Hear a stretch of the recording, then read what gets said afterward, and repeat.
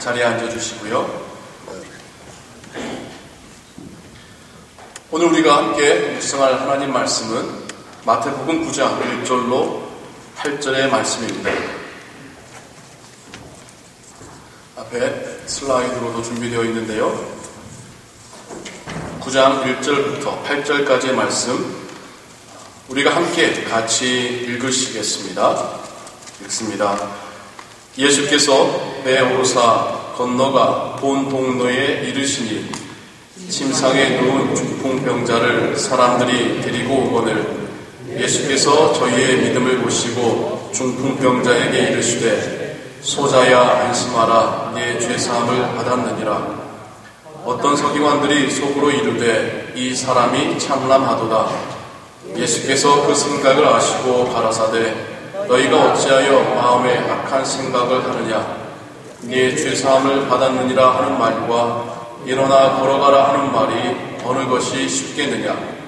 그러나 인자가 세상에서 죄를 사하는 권세가 있는 줄을 너희로 알게 하려 하노라 하시고 중풍병자에게 말씀하시되 일어나 네 침상을 가지고 집으로 가라 하시니 그가 일어나 집으로 돌아가거늘 우리가 보고 두려워하며 이런 권세를 사람에게 주신 하나님께 영광을 돌리니라. 아멘. 함께 기도하겠습니다. 하나님, 이 시간 하나님 말씀을 듣습니다. 기록되어진 하나님 말씀을 통하여서 일단 우리의 삶 가운데 주시는 그 성령의 조명을 구합니다. 깨닫게 하시고 순종하게 하여 주옵소서. 예수 그리스도의 이름으로 기도하옵나이다. 아멘. 예수님의 선교적인 삶이라고 하는 큰 주제 가지고 우리가 보아가고 있습니다. 지난주에 이어서 이적이라고 하는 예수님의 사역의 한 중요한 부분을 가지고 여러분들과 말씀을 나누길 원합니다. 지난주에 우리가 들었던 예수님의 이적은 초자연적인 자연이 예수님의 앞에서 또한 순종하고 주님께서 하나님으로서 그 자연 가운데 역사하심을 우리가 함께 보았죠. 오늘은 예수님의 이적 중에 치유의 이적, 특별히 우리 육신을 질병으로부터 연약함으로부터 치유하시고 회복하시는 힐링 미니스트리에 대해서 우리가 함께 보고자 합니다. 여러분, 이적이라고 하면 되게 교회에서만 주로 쓰는 단어니까요. 영어로 하자면 미라클입니다. 떠올리실 때에 어떠한 이미지를 갖고 계십니까? 여러분이 이적을 설명한다, 미라클을 설명한다고 할 때에 어떤 단어나 어떤 이미지 가지고 말씀을 하실 수 있겠습니까? 여러 가지가 있겠지만 저는 생각할 때 여러분도 좀 동의할 거라고 생각하시는데 한방, 동양의학에서 말하는 한방이 아니라요, 한 번에, 단번에 라고 하는 이미지를 우리는 이적에 많이 갖고 있어요. 무슨 말인고 하니 한 번에 확 일어나는 어떤 놀라운 현상, 이제까지 긴 시간을 두고 천천히 일어나는 것을 우리 이적으로 잘 안 치죠. 안 그렇습니까? 자연적이다, 되려고 보니 그랬나 보다 라고 말하죠. 한 번에 내 눈앞에서 뭔가가 일어날 때에 우리는 이적이라고 부릅니다. 이 이적이 예수님의 사역 가운데 빈번하게 일어나게 되죠. 그 이적 때문에 사람들의 반응도 참 많이 다양하게 반응을 보이고 있습니다. 오늘 우리가 함께 읽은 부분은 예수님께서 갈릴리 호수 쪽에 오셔가지고 사역을 하시는데 예수님의 사역은 주로 이러셨어요. 들에서나 아니면 가정에서나 모여든 사람들 데리시고 말씀 전하시고, 그러다 그 중에 아픈 자가 있을 때에, 온전치 못한 자가 있을 때에 또 예수님께서 그를 고쳐주심으로 예수님께서 전하시는 그 메시지에 하나님 나라라고 하는 메시지가 진실되고 능력이 있다는 것을 입증하셨습니다. 그러다 보니 예수님께서 말씀을 전하시려 계신 그곳에는 많은 사람들이 모여들어요. 그리고 말하는 사람들 중에는 많은 부분들이 이적을 바라고 이적을 경험하거나 이적을 보기 원하여서 모인 분들이 많았었습니다. 오늘 우리가 읽은 성경에서 마찬가지예요. 예수님께서 모인 곳에 사람이 너무 많이 모여있길래 한 중풍병자와 그를 들고 가는 사람들이 예수님께로 갈 기회를 얻지 못하는 겁니다. 생각해 보니까 이제 다른 통로를 이용하게 되죠. 이 이야기를 우리가 예수님의 관점으로 좀 바꿔서 다시 한번 생각해 볼까요? 우리는 되게 중풍병자 아니면 중풍병자를 들고 가는 사람들의 입장에서 이 성경 본문을 많이 해석하곤 했었어요. 근데 예수님의 관점에서 한번 그 상황을 다시 한번 보자고요. 예수님께서 말씀 전하고 있습니다. 빽빽한 사람들이 모여가지고 말씀 듣기도 하고, 예수님 제 아이가 아픕니다. 낫게 해주세요. 제 아들이 아픕니다. 낫게 해주세요. 그런 사람들도 수에 그 곁에 아주 수많은 사람들이 모여 있습니다. 근데 위에서 바삭바삭 소리 나더니 뭐가 떨어지기도 하더니 구멍이 나는 거예요. 그리고 한 들것이 줄에 매어서 예수님 앞으로 쭉 내려옵니다. 사람들이 웅성웅성했겠죠. 그 누구도 그 광경을 놓칠 수가 없는, 예수님마저도 말씀을 전하시다가 그 광경 앞에서 무시하실 수가 없는 상황들. 그 사람을 예수님이 지그시 바라보십니다. 그럼 그에게 하시는 말씀이, 소자야 너의 죄가 용서받았느니라. 예수님이 아주 깊은 의미를 가지고 이렇게 말씀하셔요. 그러니까 거기에 있던 사람들, 특별히 율법주의자들이 속으로 이게 도대체 무슨 소리야? 네가 낫기를 바란다라고 말하면 내가 이해하겠는데 어떻게 저 사람의 죄를 용서한다고 하지? 그렇게 수근수근대고 마음이 되게 불편합니다. 그러자 예수님께서는 왜 너희들 마음에 그런 생각을 품느냐? 네가 낫기를 바란다, 네가 걸어서 네 집을 가길 바란다는 것과 너희 죄를 용서한다는 것 중에 어떤 게 더 쉽겠느냐? 용서한다는 게 더 어렵죠. 다 그런 생각 가질 때에 나에게는 죄를 용서하는 하나님이 주신 권세가 있음을 너희에게 알게 하려 함이니라 라고 하시면서 다시 그 사람에게 재차 말씀하십니다. 이젠 일어나서 네 상을 가지고 집으로 돌아가라. 그랬더니 정말 몸을 움직이지 못했던 그가 회복이 되어지고 그 팔과 다리에 힘이 다시 주어지면서 그가 들것에 실려왔던 그 들것을 들고 거기를 떠나고 나아갑니다. 그 모습을 예수님께서 뒤에서 바라보고 계시죠.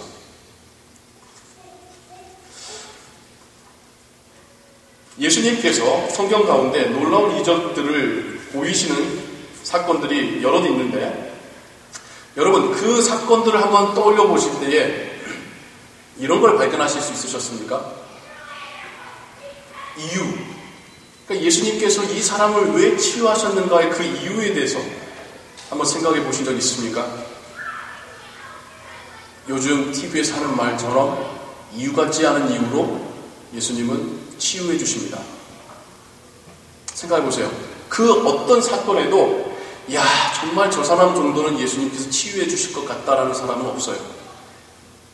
다 옆에서 사이드에서 보자면 별 이유 없는데 예수님께서 치유해 주십니다.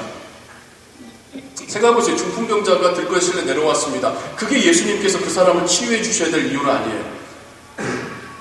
한 번은 이런 경우도 있어요. 한 성의 과부의 아들이 죽어서 관에 실려 나아갑니다. 슬퍼하며 어머니가 떠나가요. 예수님이 그 일행을 만나고는 그 청년을 다시 살려내십니다. 예수님에게는 이유가 없어요. 옆에서 보기에 예수님께서 그렇게 하실 이유가 없어요. 예수님이 길을 걸어가실 때에 소경들이 외치면서 호산나 다윗의 자손이여 우리를 불쌍히 여기소서, 예수님께서 치유해 주십니다. 하지만 정말 예수님이 치유해 주셔야 될 만한 이유는 우리가 발견하기가 어렵습니다. 예수님이 하신 이적들을 한번 다 보시면, 떠올려 보시면 제3자의 입장에서 보자면 이유 같지 않은 이유들 때문에 예수님께서 그들을 치유하십니다. 뭘까요? 예수님의 선교적 삶이라는 주제를 가지고 성경을 다시 읽어가니까 우리가 예수님의 입장에서 다시 한번 보자는 거죠. 예수님은 왜 예수님 옆에 제자의 입장으로 내가 볼 때는 이유 같지 않은 이유로 예수님이 이적을 베푸시는데 예수님은 어떤 이유셨을까? 왜 그러셨을까? 예수님은 전적으로 그 아픔과 슬픔 가운데 있는 사람과 동감하시고 공감하고 계시는 겁니다. 컴패션이라고 할 때는 그 필링을 함께 갖는 걸 컴패션이라고 하죠. 우리가 생각할 때는 충분히 공감하지 못했던 거죠. 당사자에게는 그게 얼마나 아픔과 슬픔이었겠습니까? 오늘날 우리가 그러잖아요. 아파본 사람만 알잖아요. 아파보세요. 저도 지금 목소리가 온전치 못합니다. 말씀 전하는 자로서 목 관리를 잘해야 되는데 일주일이 됐는데도 목이 풀리지가 않네요. 크게 아픈 건 말할 것도 없습니다. 조금만 아파보세요. 옆에 있는 사람이 아무 의미 없어요. 아무리 내가 사랑하는 사람이어도 드라마처럼 그 사람 때문에 힘을 얻는 게 아니에요. 별로. 내가 아프면 세상 다 의미 없어집니다. 밥맛도 없어지지요. 그렇게 귀여웠던 내 자식도 그때만큼 귀찮아져요. 내가 힘드니까. 내가 힘들면 내가 이제까지 해왔던 프로젝트들, 나의 꿈들 별 의미 없습니다. 그것도 오랜 시간 동안을 아픔 가운데 있었다고 한다면 그 사람의 좌절, 그 사람의 고통, 근데 옆에 사람들은 그걸 모른다는 거죠. 예수님께서는 그걸 공감하셨습니다. 그 중풍병자에 그 아들이 먼저 죽은 어머니의 그 마음을, 간절한 그 소경들의 그 마음을 예수님은 공감하셨던 거예요. 차마 거기서 눈을 돌리실 수가 없었던 거죠. 다른 이유 다 접어놓고 그거가 이유가 돼서라도 예수님은 그에게 긍휼을 베푸시고 이적을 베푸시고 하나님 나라를 경험하게 해주고 계시는 겁니다. 사랑하는 성도님 여러분, 제가 전에도 말씀드렸지만 기독교인들이 자칫 공감 능력이 떨어지기가 쉽습니다. 얼마나 무섭게 되는지 몰라요. 사회적인 아픔에 대해서, 내 주변 사람의 아픔에 대해서 공감하는 능력이 떨어졌을 때에 그렇게나 차가운 사람이 없습니다. 그렇게나 이기적인 사람이 없습니다. 그렇게나 논리적이고 잘잘못 따지는 사람이 없습니다. 우리가 예수님의 모습을 닮아간다고 할 때에 별 어려운 게 아니에요. 별 대단한 게 아닙니다.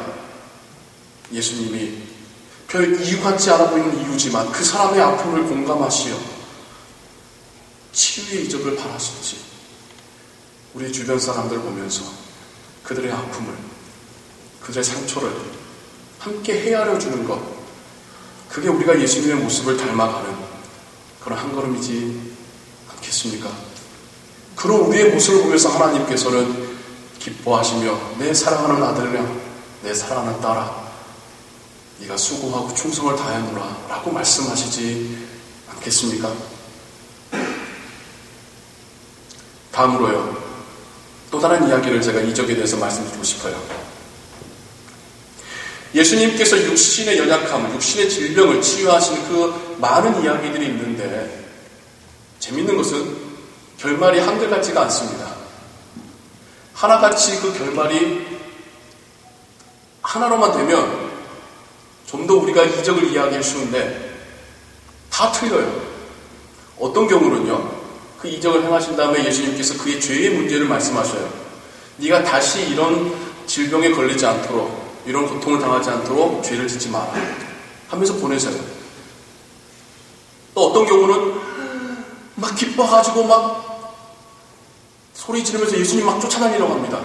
그러니까 아서라, 너는 집으로 돌아가라. 또 어떤 경우에는 예수님을 따르는 자로 불러주시기도 하고요. 어떤 경우에는 이 사건을 말하지 말라라고까지 당부하시기도 합니다.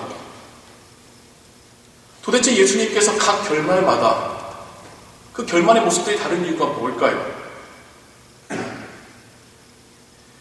그런데 그 다양한 결말들을 다 포괄하는 한 가지의 공통점이 있습니다. 그건 예수님께서 뭔가를 바라지 않으셨다는 거예요. 놀라운 이적을 제가 초대에 말씀드렸듯이 한 방의 이적을 경험한 사람에게 너 놀라운 거 경험했지? 그러니까 기브앤 테이크 알지? 네가 나한테 이제 이렇게 해야 돼. 하신 적은 없어요. 그가 기뻐서 예수님의 제자가 되어 따라간 적은 있어도 예수님께서 뭔가를 요구하시지 않더라는 거죠. 예수님의 이익이나 예수님의 영광이나 그런 것을 예수님이 원하지 않으셔요. 그러니까 요구하지를 않으셔요. 예수님께서 그 모든 결말들에 공통적으로 원하신 건 뭐냐면 신앙의 회복입니다. 육신의 회복이 신앙의 회복으로 연결되기를 바라시는 것이 또한 공통점이에요.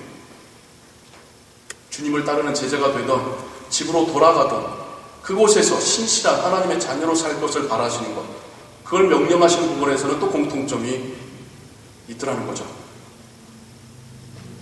우리가 이적, 우리 삶 가운데 하나님의 능력이 나타남에 대해서 바랄 때에 우리가 거기까지도 생각하고 있는지 한번 생각해 볼 필요가 있습니다.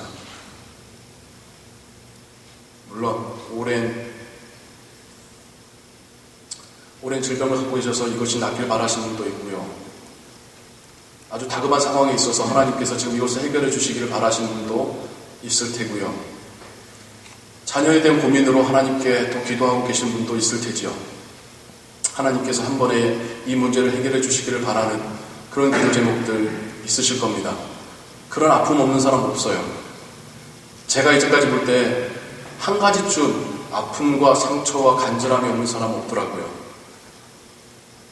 근데 그분들이 그것을 원하실 때, 우리가 그걸 원할 때에 우리는 어떤 결말을 꿈꾸고 있는가? 우리는 1차적으로 그것만이 해결되기를 바라고 있지는 않는지, 그것으로 나아가서 하나님께 어떤 모습으로 우리가 설지에 대해서까지 우리가 염두에 두고 있는 것인지 한번 생각해 볼 필요가 있는 것 같아요. 하나 더 치유의 이적에 대해서 여러분들과 함께 나누고 싶은 이야기가 있습니다. 예수님의 치유의 이적들이 상황이나 이유들이 다 다르다라고 말씀을 드렸었죠. 그런데 또 하나의 공통점이 있더라고요. 재밌는 공통점입니다. 힐링의 미라클을 맛본 사람이 그 미라클로 인해서 다시는 아프지 않게 되었을까요?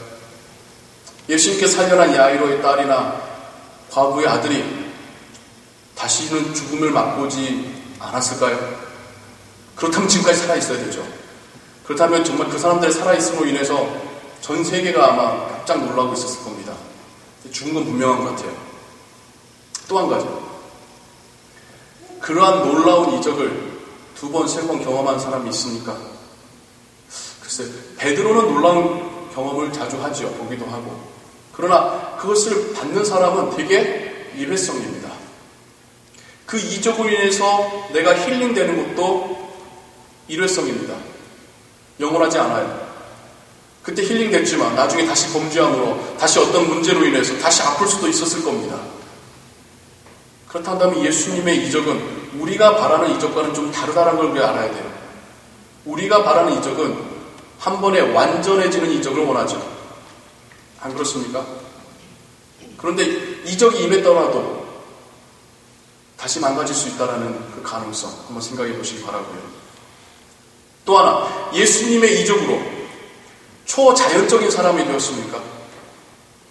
중풍병자가 멀쩡해졌습니다. 그렇다고 해서 그 사람이 이제 올림픽에 나갈 정도로 초자연적인 능력을 갖게 된 건가요? 여러분, 예수님께서 낫게 하실 때에 낫게 된 사람은 back to the normal, 정상적이고 평범한 보통의 사람으로 돌아오는 게 이적의 방향이었습니다. 그것보다 더 뛰어나진 게 아니라 가장 평범해지는 것, 그게 예수님의 이적의 방향이더라는 거예요. 그런데 만약 우리가 바라는 이적은 대박이라면, 그러면 이미 예수님께서 행하시는 이적과는 우리 다른 이적을 바라고 있더라는 것이죠.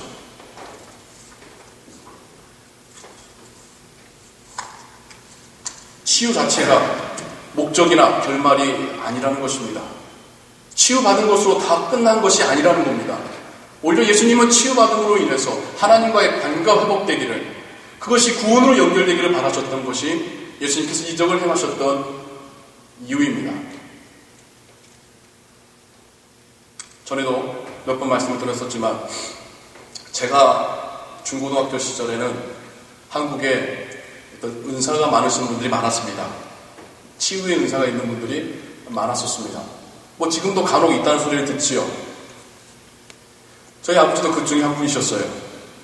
당신께서 아주 심한 질병 가운데서 하나님의 놀라운 회복시키신 은혜를 입고 회복이 되셨기 때문에인지 저희 아버지께서도 힐링 미니스트리를 하셨습니다. 그걸 저는 옆에서 제3자로서 보게 되었죠. 정말 낫는 걸 봤어요. 근데 또 뭘 봤냐면요, 낫고 나면 교회 떠나는 것도 봤습니다. 신기하다. 정말 수많은 사람들이 교회로 몰려오는데 아버지가 기도하시면, 이 교회 목사님 기도하시면 낫는다라 그럼 소문이 나니까 시골에서 시외버스 타고 까지 오셔요. 그래서 교회 안에 절반은 아픈 분, 절반은 그분을 데려온 분, 하여튼 종합병원이 되는 교회가 그런 모습도 봤는데, 정말 한 분씩 나았기도 해요. 근데 나은 다음에 교회를 안 나오세요. 신기하네요. 나오면 난 더 좋아서 교회 나올 것 같은데, 저를 낳는 사람들이 계속 있으면 교회가 그냥 꽉 찰 것 같은데, 신기한 것은 나오면 안 나오셔요. 그러니까 교회가 숫자가 유지되더라고요. 또 하나는 낳기 전에 당신이 했던 그 공약 때문에 또 낳고 나니까 부담돼서도 안 나오시더라고요. 이사들을 그렇게 잘 가세요. 그 전에 그렇게 이사를 못 가셨던 분이 낳고 나니까 이사 가세요. 아주 기쁨으로 이사를 가시더라고요. 저희 아버지가 그 모습을 보시면서 얼마나 힘 빠지셨을지 저는 옆에서 봤으니까요. 힐링 미니스트리가 그렇게 결론이 난다면 그게 무슨 의미가 있겠습니까? 그 미니스트리 자체, 사역 자체가 잘못됐다는 게 아니라 그 이적을 경험한 사람들의 결말이 부담이 돼서거나, 이제는 이머전시가 종료가 돼가지고 마음에 여유가 생겨서든 하나님에 대한 열심과 다급함이 줄어든 만큼 신앙생활이 오히려 퇴보한다면 그가 낳은 것이 무슨 의미가 있겠습니까? 그러던 중에 어떤 한 분을 위해서 정말 열심히 기도하시는데 안 낫는 분이 있었어요. 등치는 좋으신 분이 힘이 쫙 빠져가지고 하여튼 젓가락도 들기 힘든 그런 현대의학으로는 알 수 없는. 근데 이상하게 다른 분들은 길지 않은 기간 동안에 낫는데 그분만큼은 3년이 다 되도록 나을 기미가 안 보는 거예요. 그분은 안 나으니까 계속 모든 예배는 다 나오시고 모든 기도 받을 때는 다 받으시더니 3년이 돼서 나아지는데 그때는 그 안에 믿음이 생겨져 있더라고요. 예수님에 대하여, 하나님에 대하여. 그리고 그분은 계속해서 교회를 섬기시는 모습을 또한 보게 되었습니다. 오늘날 우리가 다급한 마음에, 힘든 마음에 하나님께서 왜 빨리 나에게 이적을 보이지 않으신가? 저도 개인적으로 여러분들이 매일같이 이적을 경험했으면 좋겠습니다. 그러면 정말 이 예배 아니고도 그 이적만으로도 난리 날 거예요. 그런데 현실은 우리의 신앙의 자람에 있어서 그 한 방의 이적이 중요한 게 아니더라는 것이죠. 계속해서 하나님 말씀을 들으면서 내가 하나님 앞에서 나의 자아가 낮아지고 깨어지는 그 과정이 더 중요하다는 것을 우린 분명히 깨달아야 합니다. 더 나아가서 우리가 건강한 것에 대하여 하나님께 감사할 줄 알아야 합니다. 하나님께서 이적을 베푸셔서, 주님께서 이적을 베푸셔서 되돌려 놓은 모습은 평범한 모습으로의 회복이라는 거예요. 그 말은 뭡니까? 평범한 육신을 가지고 있고 평범한 삶을 살고 있는 우리가 이적에 결과라는 거 아니겠습니까? 우리가 너무 잊고 사는데요. 우리의 면역력 자체도 얼마나 놀라운 기능인지 모릅니다. 우리도 의식하지 못하게 음식을 먹을 때나 대화할 때나 수많은 병균이 우리 몸에 들어간대요. 그 병균들이 다 병을 일으킨다면 살아있을 사람 아무도 없는데 하나님께서 우리 육신에 주신 이 면역력이라는 능력이 견뎌내게 하는 거죠. 우리가 하루를 살아갈 때 우리도 모르게 예상치 않게 사고 날 가능성이 얼마나 많습니까? 우리 자녀에게 안타까운 일이 일어나 그럴 가능성이 얼마나 많습니까? 우리는 평범한 것을 너무 당연하게 여깁니다. 아니요, 평범하기가 어렵습니다. 평범하게 가정이 이루고 자녀 낳고 그 자녀가 양육되는 거 바라보고 그렇게 내가 노년의 삶까지 갈 수 있는 것, 이거 얼마나 어려운 확률인 줄 아십니까? 우리의 평범함을 감사할 수 있어야 할 줄로 믿습니다. 평범할 수 있는 것도 감사한 것입니다. 그러나 아플 때는요, 그러나 고난 가운데 있을 때는요, 그때는 하나님께 의지해야 될 때겠죠. 하나님을 붙잡아야 될 때겠죠. 하나님과의 관계를 회복해야 될 때이겠죠. 아프신 분이 문제가 있다는 게 아닙니다. 그 시간을 통하여 하나님은 그와 더 긴밀하게 만나기를 원하신다는 겁니다. 고난 가운데 있는 분들이 꼭 언럭키하다는 게 아닙니다. 하나님은 그분과 지금 더 긴밀한 대화를 하기를 원하신다는 것입니다. 이미 우리의 삶 속에서도 치유의 이적에 버금가는 일들이 일어나고 있습니다. 우리의 평범한 삶은 어떤 이에게는 미치도록 바라는, 소망하는 기적의 삶입니다. 우리의 매일의 일상은 어떤 이들에게는 간절한 기도 제목입니다. 우리의 가정은 어떤 이에게는 너무나도 부러운 하나님의 선물입니다. 이적에 대한 우리의 기준을 좀 더 넓혀가길 원합니다. 내가 바라는 것이 되냐 안 되냐만 가지고 이적을 생각할 것이 아니라 지금 나의 삶 가운데 하나님께서 주시는 그 모든 것들이, 나로 하여금 누리게 하는 그 모든 것들이 하나님의 이적이요, 하나님의 선물이라는 것을, 혹 내가 아픔의 시간을 겪고 있다면 하나님은 더 간절하게 우리와 만나길 원하신다는 것을 오늘 말씀을 통하여 깨닫게 되시기를 주님의 이름으로 축원합니다. 조경의 시간입니다. 지난주에 제가 여러분과 함께 나눴던 조경 기억하십니까? 어떤 거였죠? 갑자기 막 머리가 막 빨리 움직이기 시작해서 보이는, 우리가 기도할 때에 하나님을 부른 다음에는 마지막 예수님의 이름으로 기도합니다 끝날 때까지는 온통 내 이야기만 하다가 끝나는 기도가 많은데, 물론 그런 기도 잘못됐다는 거 아니에요. 우리와 하나님 관계가 너무 차이 나잖아요. 우리가 하나님께 구할 수 있는 건 당연한 겁니다.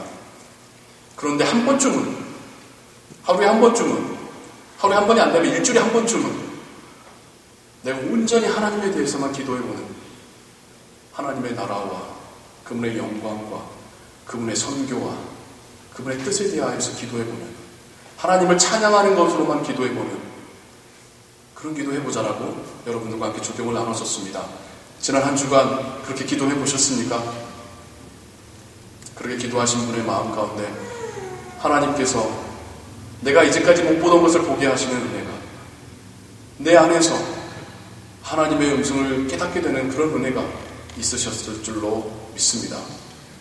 이번 한 주간은 여러분들과 함께 우리 삶 가운데 작은 일들, 당연하게 여겼던 일들을 감사하는 그런 조경을 함께 하기를 원합니다. 여러분이 너무나도 평범하고 그래서 너무나도 당연하게 여겼던 그 삶의 순간들에 대하여 하나님께 감사하시기 바랍니다. 여러 가지의 모습으로 감사를 표현하시기 바랍니다. 진심으로 감사하시기 바랍니다. 하나님께서 그걸 주셨기 때문에 우리가 누리고 있는 것입니다. 그러할 때에 내 삶 가운데 역사하시는 하나님의 손이, 보이지 않던 그 하나님의 손이 깨달아지고 느껴지실 것입니다. 하나님으로 인하여 기뻐하고 감사하시는 이 한 주간 되시기를 주님의 이름으로 축원합니다. 기도하겠습니다. 하나님 아버지, 우리의 연약함을 너무 잘 아시는 하나님, 우리가 이 땅 살아갈 때에 정말 하나님의 은혜를 간절히 구할 때가 많습니다.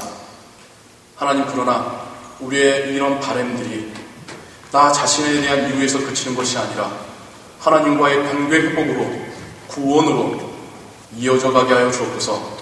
우리의 삶이 변화되고 우리가 제자의 삶을 살아갈 수 있도록 역사하여 주옵소서. 더불어서 우리 삶에 부어주시는 그 놀라운 은혜들을, 우리가 평범한 것으로 당연한 것으로 여겼던 그 은혜와 축복들을 헤아릴 줄 알고 감사할 줄 아는 우리의 신앙 되게 하여 주옵소서. 여전히 아픔과 여전히 문제와 여전히 고난과 여전히 상처 속에서 기도하고 있는 우리 성도님들이 있습니다. 하나님이 더 적극적으로 만나주시고 하나님께서 역사하시기를 그때임을 믿습니다. 하나님, 그 마음 가운데 평안을, 그 마음 가운데 성령을 통한 지혜를 허락하여 주옵소서. 놀라운 회복의 역사들이 우리 모두에게 일어나게 하여 주옵소서. 예수 그리스도의 이름으로 기도하옵나이다. 아멘.